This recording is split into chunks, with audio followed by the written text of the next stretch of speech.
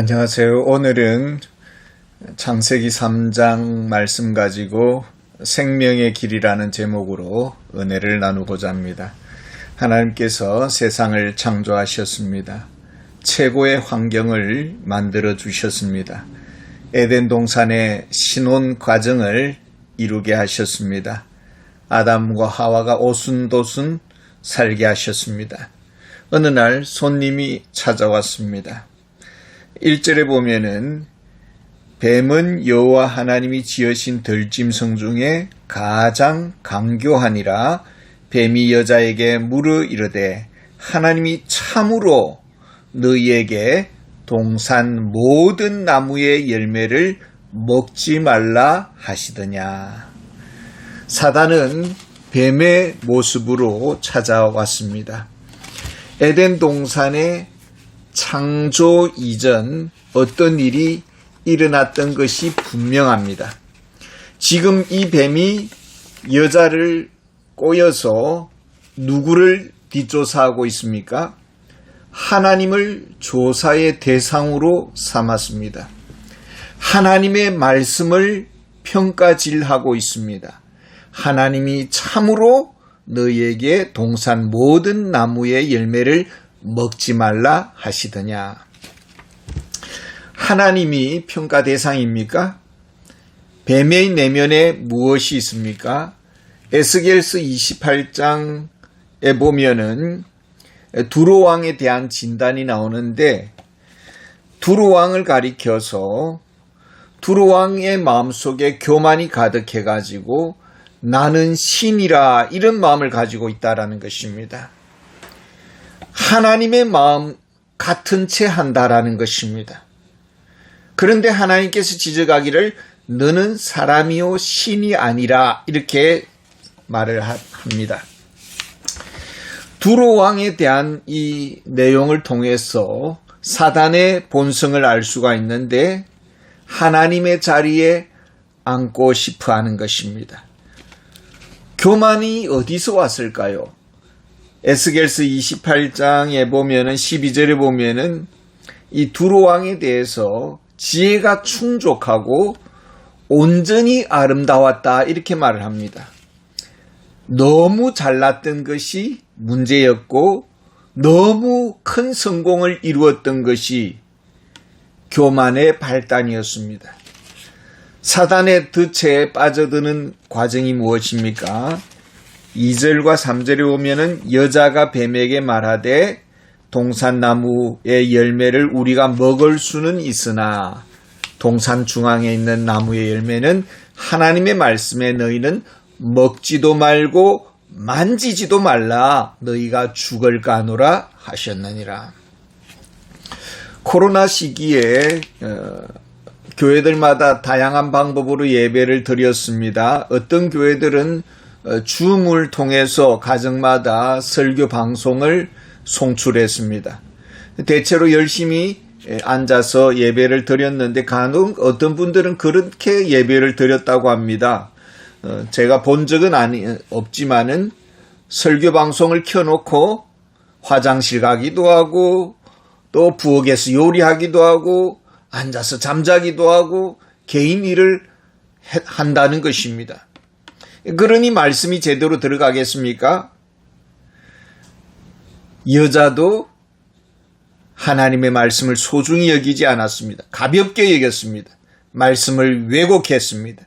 사단의 덫에 걸려들었습니다. 그러자 사탄은 자기의 본색을 드러내기 시작합니다. 4, 5절에 보면은 결코 죽지 아니할 것이다. 너희 눈이 밝아져서 하나님과 같이 된다. 이렇게 말을 하고 있습니다.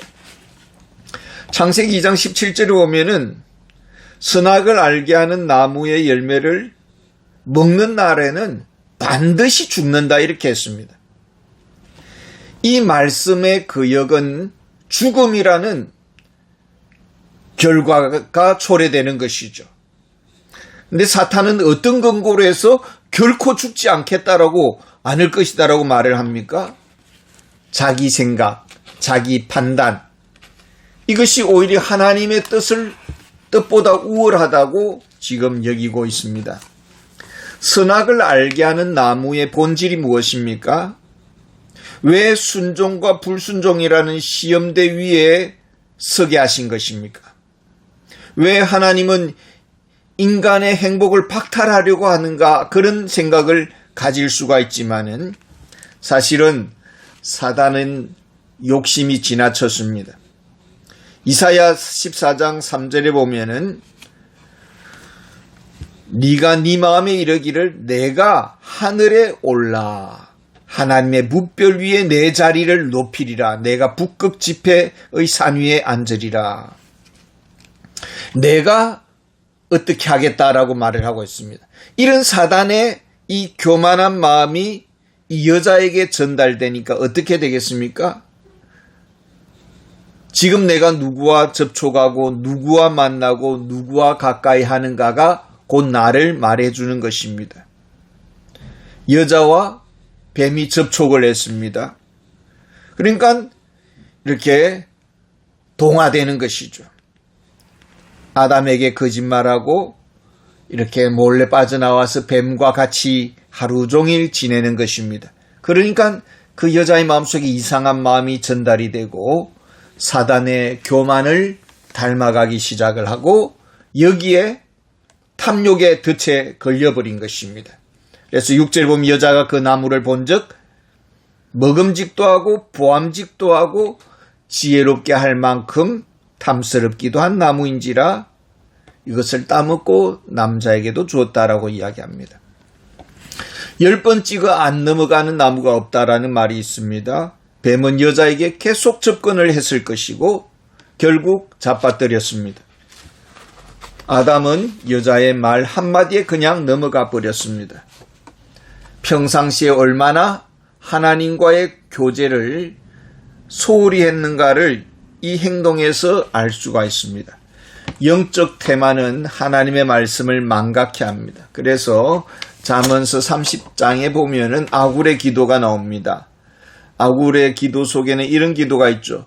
내가 2가지 일을 주님께 구하겠습니다. 죽기 전에 내게 거절하지 마십시오.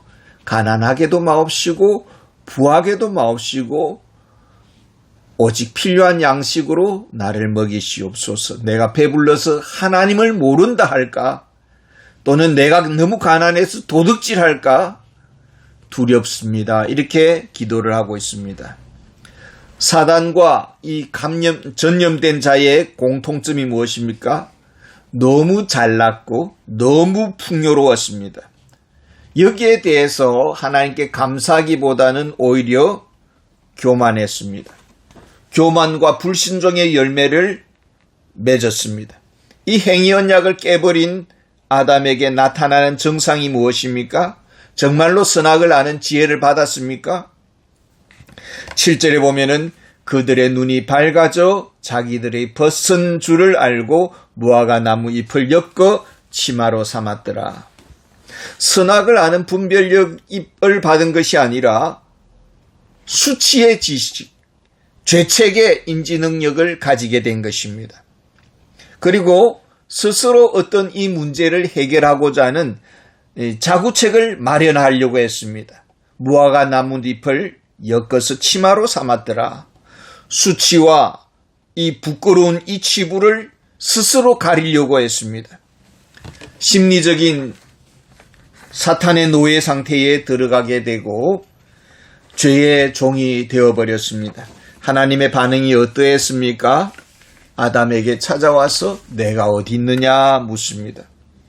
죄지은 인생들의 영적인 특징은 영적인 무감각함입니다. 하나님을 별로 반기지도 않고 거리두기를 합니다. 하나님을 두려워하고 공포와 심판에 하나님으로 여기는 것입니다.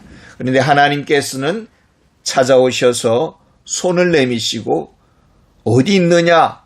은혜의 자리에 초청하시는 것입니다. 하나님과 숨바꼭질하는 아담. 하나님은 그럼에도 불구하고 회복의 기회를 주십니다. 11절에 보면은 너가 그 나무 열매를 먹었느냐 이렇게 질문을 하고 있습니다. 질문 의도가 무엇입니까? 요한일서 1장 9절 보면은 죄를 자백하면은 죄를 사하시고 깨끗하게 하신다 이렇게 약속하고 있습니다. 하나님께서 은혜의 자리로 부르고 있는 것입니다. 그런데 아담의 반응이 어땠습니까? 하나님이 주셔서 나와 함께 있게 하신 여자, 그가 그 나무의 열매를 내게 줌으로 내가 먹었나이다. 아담은 여자에게 책임을 전가시키고 있습니다. 불순종은 자기가 선택하고 그리고는 여자를 책임 전가시키고 하나님께 원망을 하고 있습니다. 이런 것을 보면 사단은 자신이 목표한 바를 성취한 것입니다. 못된 하나님, 나를 망가뜨리시는 하나님으로 인식시키는데 성공을 했습니다.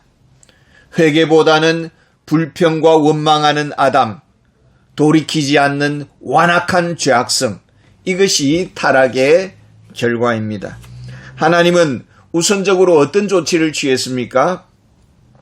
14절에 보면은 이 뱀에게 흙을 먹을지니라 이렇게 말을 합니다. 흙을 먹는다는 것은 무슨 말입니까? 평생 만족하지 못한다, 욕구 불만으로 산다라는 것이죠. 사단의 자식들이 지옥에서 이를 갈며 슬피 운다고 했습니다.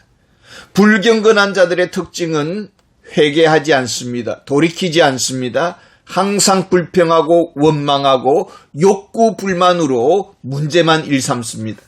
하나님은 여자와 아담에게 저주의 고통을 주시는데 피조물에 대한 이 자기 이해 방식이 있습니다. 겸손케 만드시는 하나님의 방식입니다. 나는 피조물이라는 이 인식을 가져야 된다라는 것입니다.